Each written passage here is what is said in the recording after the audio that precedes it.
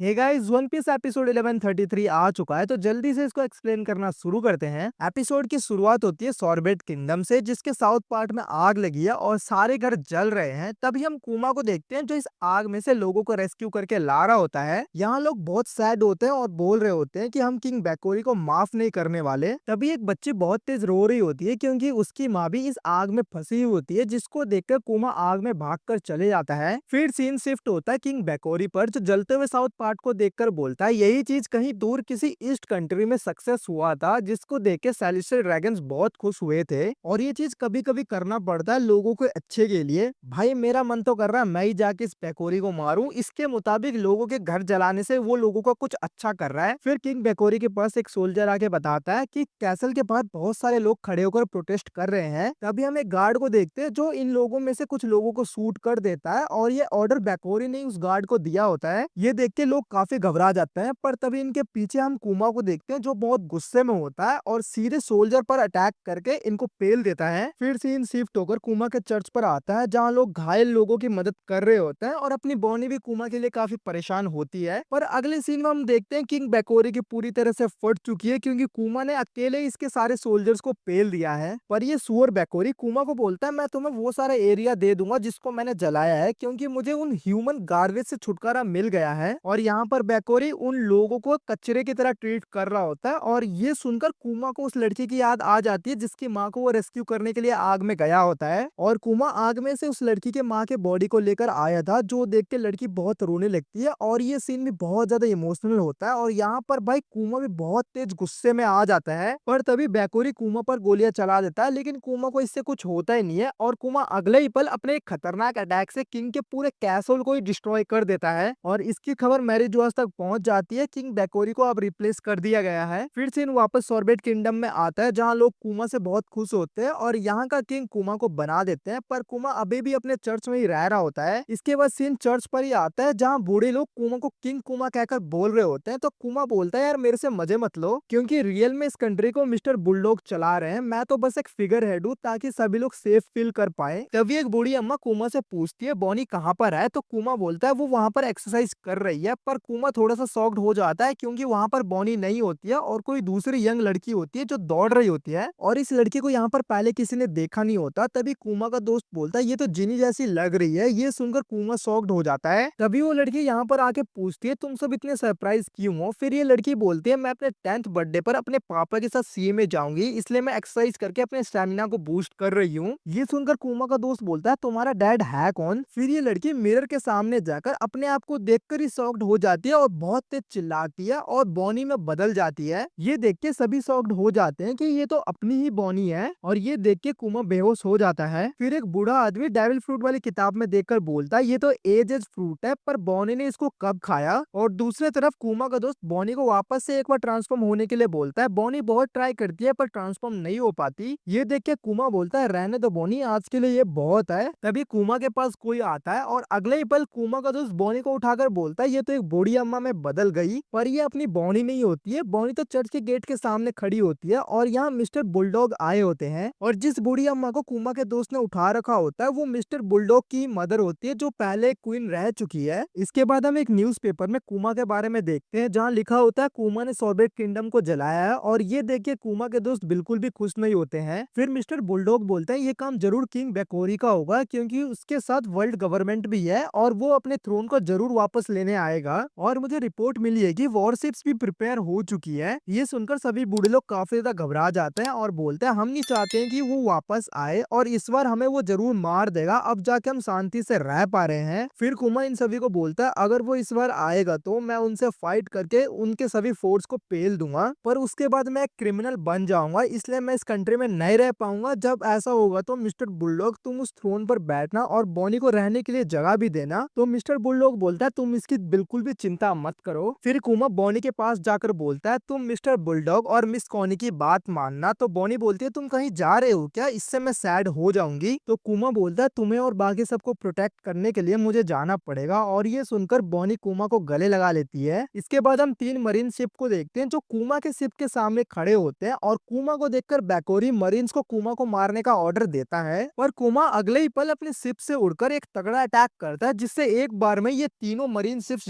Destroy हो जाती है। और ये सीन मुझे तो भाई बहुत ज्यादा पसंद आया और सुकून मिल गया इसको देख के। इन शिप्स को डिस्ट्रॉय करने के बाद कुमा को वांटेड लिस्ट में डाल दिया गया और इस पर बाउंटी लगा दी गई। इसके बाद सीन आता है मिस कॉनी पर, जो बॉनी के लिए पिज्जा बनाती है, पर बॉनिया अपने कुमा को मिस कर रही होती है। इसके बाद बॉनी बोलती है मैं जब 10 साल की हो जाऊंगी तब मैं एक पायरेट बनूंगी। फिर हम कुमा को देखते हैं जो अलग अलग आइलैंड्स पर जाकर बॉनी के ब्लू स्टोन वाले बीमारी का क्योर ढूंढने लगता है, पर इसका क्योर कुमा को कहीं भी नहीं मिलता, इसलिए कुमा बहुत रोने लगता है। इसके अगले दिन कुमा देखता है इसके सामने ड्रैगन की शिप खड़ी है और सभी रेवोल्यूशनरी कुमा को देखकर बहुत खुश होते हैं। फिर कुमा इनके शिप पर जाता है और ये सब मिलकर ड्रिंक करने लगते हैं और ड्रैगन कुमा को बताता है इवान और इनाजुमा को पकड़ लिया गया है और हमारे अलग रहने के दौरान तुम एक किंग भी बने, तुम एक तानाशाह भी बने और तुम अब एक पायरेट भी बन चुके हो। तो जवाब में कुमा बोलता है अब ऐसा लगता है कि मैं एक अलग ही इंसान बन गया हूँ। फिर बैटी कुमा से पूछती है मैं ईस्टर्न फोर्स की कैप्टन बनना चाहती हूँ, तुम इसमें क्या बोलना चाहोगे? तो कुमा बैटी को बोलता है तुम ये मेरे से क्यों पूछ रही हो? बैटी बोलती है ड्रैगन सान ने बोला है जब तक कुमा नहीं बोलेगा तब तक मैं जीनी की जगह खाली रखूंगा। ये सुनकर कुमा बोलता है अगर तुम ईस्टर्न फोर्स को लीड करोगी तो मुझे कोई दिक्कत नहीं है, और ये सुनकर बैटी बहुत खुश हो जाती है। फिर ड्रैगन कुमा को बोलता है साबो और बाकी सब तुमको देखना चाहते हैं और साथ में जितने भी नए रेवोल्यूशनरीज हैं वो भी पावर गेन कर रहे हैं, काश मैं उन सभी को तुम्हें दिखा पाता। ये सुनकर कुमा काफी खुश होता है और बोलता है मैं भी वापस आना चाहता हूँ। पर फिर ड्रैगन बोलता है मैं बॉनी के बारे में कुछ बात करना चाहता हूँ, तुम उस नेवी के साइंटिस्ट डॉक्टर वेगापंक को जानते हो ना? वो पिछले दिन के इंसिडेंट के बाद एक नए लैब में शिफ्ट हो रहा है और तुम उससे ऐसे नहीं मिल सकते, पर अभी सिक्योरिटी काफी कम है। तो कुमा ड्रैगन से पूछता है क्या उसके पास बॉनी के बीमारी का क्योर है? तो ड्रैगन बोलता है शायद। ये सुनकर कुमा के आंसू आ जाते हैं। फिर ड्रैगन बोलता है तुम्हें एक बार उससे मिलना चाहिए। इसके बाद कुमा इनको बाय बोल के जाने लगता है। इसके बाद सीन वापस सॉर्बेट किंगडम में आता है जहाँ कुमा वापस आ जाता है और हम बॉनी को देखते हैं जिसने एक सोल्जर को पेल दिया है, और जैसे ही बॉनी कुमा को देखती है वो उसके गले लग जाती है और कुमा बॉनी से पूछता है तुम इतने टाइम कैसे थी? तो बॉनी बोलती है मैं बहुत बढ़िया थी और अपने आप को ट्रेन कर रही थी ताकि मैं सी में कभी भी जा सकूं। ये सुनकर कुमा बोलता है बहुत बढ़िया, तो चलो अब सी में चलते हैं। फिर सीन शिफ्ट होता है एगेट आइलैंड पर जहाँ वेगापंक अभी अभी बस शिफ्ट हुआ है और कुमा बॉनी को यहाँ पर एक बॉक्स में लेकर आता है, और ये सीन बिल्कुल तुम्हें तांजीरो और नेजिको की याद दिला देगा। इसके बाद कुमा वेगापंक के सामने पहुंच जाता है। इसको देखकर वेगापंक शॉक्ड होकर बोलता है तुम हो क्या भाई? तुम जैसे किसी आदमी को मैंने पहले कभी नहीं देखा। और हम यहाँ पर प्राइम वेगापंक को देखते हैं जिसके सर को देखकर कुमा भी बोलता है मैंने भी तुम जैसे इंसान को कभी नहीं देखा। फिर वेगापंक बहुत ज्यादा एक्साइटेड होकर कुमा के बॉडी को छूने लगता है और बोलता है तुम हो क्या चीज भाई, मुझे तुम्हारे मसल्स पर रिसर्च करना है। और एक मिनट, ये साला कौन से मसल को छू रहा है? चलो छोड़ो भाई, अभी ठरकी पने को साइड में रखते हैं और आगे देखते हैं। फिर बॉनी अपने बॉक्स से निकलकर वेगापंक को देखती है और वेगापंक के सर को देख के ये भी शॉक्ड हो जाती है। इसके बाद वेगापंक बॉनी की बीमारी को चेक करके बोलता है इसका इलाज है, और ये सुनकर कुमा और बॉनी बहुत ज्यादा खुश होते हैं। इसके बाद वेगापंक कुमा के मसल्स को चेक करते हुए बोलता है मैं एक ऐसे सेल्स को बना रहा हूँ जिसको हम ट्रांसप्लांट कर सकते हैं जिससे ये एक साइबोर्ग में बदल जाएगा, पर इसके लिए काफी ज्यादा पैसे और टाइम चाहिए। तो कुमा पूछता है क्या बॉनी एक साइबोर्ग बन जाएगी? वेगापंक बोलता है इसमें इतना तो करना ही पड़ेगा। फिर वेगापंक कुमा के रिपोर्ट को पढ़ के शॉक्ड होकर बोलता है तुम तो एक बकेनियर हो, तुम्हें पता नहीं है क्या मैं गवर्नमेंट के साइड हूँ? तो कुमा बोलता है मैं ड्रैगन पर भरोसा करता हूँ, और पूछता है मेरा ब्लड मुझे दूसरों से कैसे अलग बनाता है? ये सुनकर वेगापंक थोड़ा सोचने लगता है और बोलता है मेरे पास इतने सैंपल्स तो नहीं है तुम्हें एक्सप्लेन करने के लिए। इसके बाद सीन कट होता है। फिर वेगापंक बोलता है मुझे एक सही बंदा चाहिए था अपने क्लोन सोल्जर्स के लिए। अगर तुम अपने ब्लड को मुझे डोनेट करोगे और परमिशन दोगे अपने क्लोन को बनाने के लिए तो तुम्हें बॉनी के बीमारी को ठीक करने के लिए पे नहीं करना पड़ेगा, और तुम्हारे पास पैसे भी नहीं है। तो कुमा बोलता है वैसे भी मैं इस ऑफर को मना नहीं करता, पर मेरा एक क्वेश्चन है तुम ये सब क्यों कर रहे हो? वो सब सोल्जर्स मेरे जैसा दिखेंगे और नेवी के लिए काम करेंगे। तो जवाब में वेगापंक बोलता है तुम्हें इलेक्ट्रोमैग्नेटिक एनर्जी पसंद है ना? अगर ह्यूमंस लेजर बीम को शूट कर पाएंगे तो इससे है ना पायरेट शॉक्ड हो जाएंगे और इसका यूज हम उनको पेलने में करेंगे, और मेरे ये सोल्जर्स एक शील्ड की तरह काम आएंगे जो कमजोरों को बचाएंगे। ये सुनकर कुमा भी खुश होता है। तो वेगापंक बोलता है इसके लिए ड्रैगन बहुत ज्यादा गुस्सा होगा। जवाब में कुमा बोलता है मेरे पास तुम दोनों को थैंक्स बोलने के अलावा कुछ भी नहीं है, और सच कहूँ तो अगर बॉनी बच पाई तो मुझे मतलब नहीं कि तुम अच्छे हो या बुरे, तो प्लीज बॉनी को बचा लो।